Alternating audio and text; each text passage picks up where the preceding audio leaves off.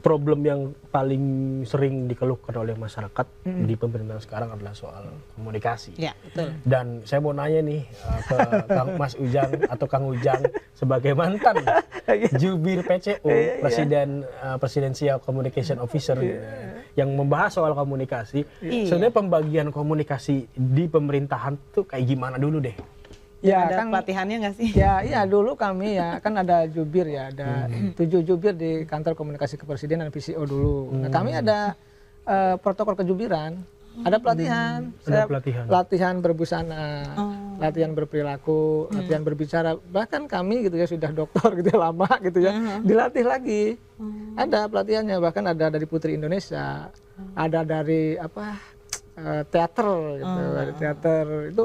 Gimik mukanya gitu. Belajar mimik wajah. Semua. Bahkan saya pernah di satu TV ya, di MNC juga, di TV lain gitu ya.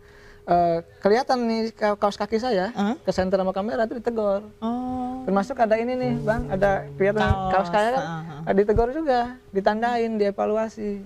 Ini pengalaman cerita dulu ya. Kalau sekarang kan bebas kan, kalau sekarang kan saya akademisi ya, pengamat bebas. Tapi nggak ada yang negur. Nah kemarin, maksud saya, tadi pertanyaannya apakah ada pelatihannya? Kalau di kami ada pelatihannya, tapi saya nggak tahu ya kalau di kementerian, kalau di yang tempat lain. Ya, karena kan kami kan tadi jubir kantor komunikasi kepresidenan, jadi ya belajar. Nah tapi saya melihatnya positif juga, kita belajar komunikasi untuk memastikan tadi jembatan informasi dari pemerintah ke rakyat jalan gitu. Nah. Memang kekurangannya mungkin ke depan tadi Pak Presiden dari dulu kan mengatakan komunikasi, ya sampai hari ini pun komunikasi. Karena tadi pejabatnya nggak sinkron dalam konteks berkomunikasi itu. Ya mungkin ke depan ini perlu dievaluasi secara komprehensif, ya secara baik sehingga bangunan komunikasi pemerintah itu betul-betul smooth, betul-betul bisa diterima oleh publik. Saya rasa punya PR besar pemerintah begitu. Gue masih penasaran. Apalagi nih? Masih penasaran itu kan pelatihannya hanya sebatas kayak mimik muka, baju, pakaian, segala macam.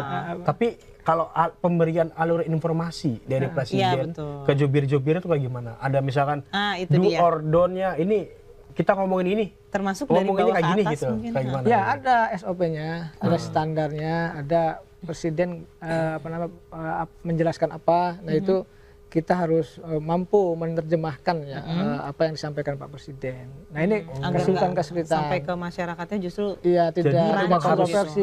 Blunder. Oh, jadi misalkan Pak Prabowo ngomong, Fitri, kamu kerjanya ngapain aja?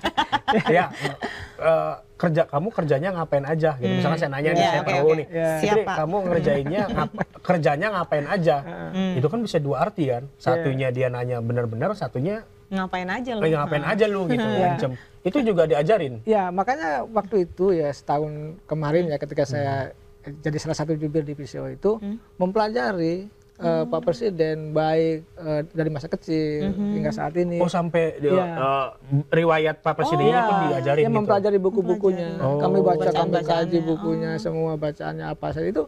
Bahkan mewawancarai orang dekatnya gitu. Itu penting untuk memastikan bahwa apa yang menjadi gagasan Pak Presiden gitu itu ya kita bisa menerjemahkan dengan baik. Ya alhamdulillah sih saya secara pribadi kan mohon maaf ya belum ada salah lah gitu ya, walaupun ya banyak kekurangan yang saya miliki gitu, tidak sempurna, tetapi tadi Bang Hafid mampu menerjemahkan apa yang sudah disampaikan Pak Presiden seperti itu. Jadi memang tidak ada dalam tanda kutip perintah eksplisit ya, misalkan kamu harus ngomongin ini aja gitu loh, kamu nggak boleh ngomongin ini.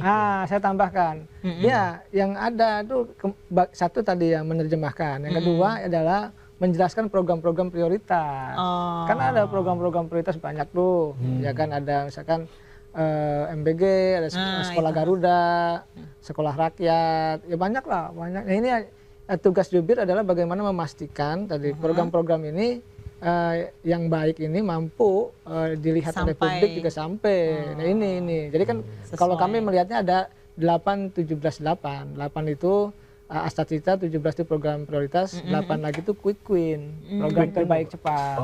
Nah, tetapi memang tadi biasalah namanya komunikasi kan tentu ada kekurangannya, ada ketidaksempurnaannya. ya kami juga memahami kan ada teman juga yang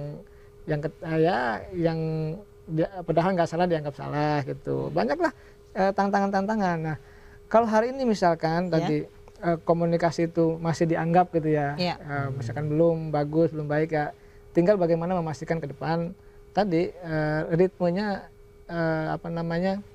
disatu arahkan gitu, disatu wajahkan lah gitu. Termasuk untuk menteri-menterinya juga. Iya, sering blundernya kan justru di kementerian nih. Ya, nah ini apakah nggak ada alurnya juga kementerian-kementerian? Saya sih meyakini gini, ini kan sekarang di koordinasi komunikasi kan ada di Bakom, Badan Komunikasi Pemerintah. Ini kan bagian daripada bagaimana memastikan strategi komunikasi, lalu juga koordinasi komunikasi, supervisi komunikasi lah itu dilakukan oleh Bakom termasuk ke kementerian-kementerian. Cuma memang problemnya tadi ya menteri itu kan berbagai macam latar belakang. Ya mohon maaf tidak semuanya juga bisa komunikasi kan akhirnya. Tapi dia punya tim kan yang bisa mengingatkan atau mengawal di lapangan. Misalnya kayak Pak jangan manggul beras gitu kan, nanti image-nya jadi begini. Maksudnya ada nggak sih konsultan gitu? Kan biasanya didampingi tuh. Kalau saya sih melihatnya gini, kalau menteri kan ada staf khususnya, ada tenaga ahlinya, ada di kementerian tertentu ada penasehatnya gitu. Ya saya sih melihat entah kalau itu ya apakah sebuah kesalahan dari timnya atau sebagai sebuah kecelakaan atau skenarionya dan sebagainya, saya tidak tahu gitu. Yang jelas ya tadi sudah terlanjur rame gitu di publik gitu. Kalau Kang Ujang ini kan staf atau jubirnya dari Mas Hasan Nasbi ya? Kantor ya, di kantor komunikasi. Ya, kepalanya Pak Bang Hasan Nasbi. Hasan Nasbi. Pernah nggak Bang kayak, Bang jangan gini Bang, jangan ngomong. Kalau misalkan kita tarik ke belakang, Bang Hasan Nasbi juga pernah blunder gitu kan? Pernah diperingatkan dia sama tim-timnya sih sebenarnya gitu? Oh iya, kan ada tadi, kan kita ada ininya, ada materinya. Jadi kalau kita mau tampil di TV, mau tampil di podcast, mau tampil di forum-forum tuh ada materi yang sudah disiapkan. Ada namanya divisi narasi. Jadi menyiapkan materi-materi yang akan disampaikan oleh para jubir. Jadi memang kita nggak bisa kemana-mana juga. Artinya ya itu ya paling koridor utamanya harus jelasin ini gitu ya. Jadi ada umbrella statementnya apa. Jadi termasuk ini perilakunya, memantau perilakunya. Iya, semua ya. Ini lagi. Karena kami tuh gini, kami kemarin gitu ya ketika diamanahi di PCO itu kan disorot, dinilai ya kan. Kami banyak banget melihat ya, saya juga dipantau, bukan hanya oleh internal. Tadi bukan hanya diingatkan, tadi saya diingatkan masalah baju, intonasi kadang-kadang, mungkin kan saya gini bicara terlalu cepat, itu juga ini. Bahkan saya dinilai. Ada penilaiannya. Bahkan ini cerita juga. Ketika kami tampil itu termasuk saya itu ada tim yang nonton. Habis itu mereka melakukan evaluasi ke kami. Ada nilainya. Sebegitunya dijaga. Kang Ujang nilainya sekian, ada itu. Pantes nih.